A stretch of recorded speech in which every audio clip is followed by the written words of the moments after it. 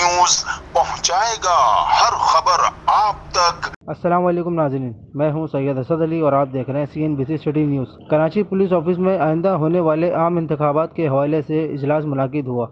Additional IG Karachi Khadim Hussain Rind ने सिदारत की।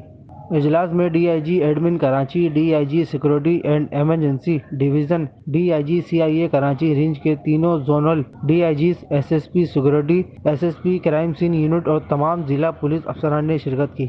इस मौके पर DIG एडमिन इमरान याकूब साहब की तरफ से तीनों जोन्स की नफरी की ज़रूरत और मौजूदा नफरी पर ब्रीफिंग दी गई। इजलास में पोलिंग स्टेशनों की ज़रूरत के मुताबिक नफरी की तकसीम, इंतहाई हसास पोलिंग स्टेशन के हवाले से पॉलिसी, लॉजिस्टिक्स व दीगर मामलात पर जायजा लिया गया। कराची पुलिस चीफ का इस मौके पर कहना था कि कराची पुलिस पुरअमन इंतखाबात के लिए हर मुमकिन इकदाम करेगी। इलेक्शन के दौरान फुल प्रूफ सिक्योरिटी मुहैया करना औलियन तरजीह होगी। कैमरा टीम के साथ Syed Asad Ali, CNBC city news Karachi. इस वीडियो को लाइक करें, हमारे चैनल को सब्सक्राइब कर बेल आइकन जरूर प्रेस करें हमारी न्यू वीडियो सबसे पहले देखने के लिए।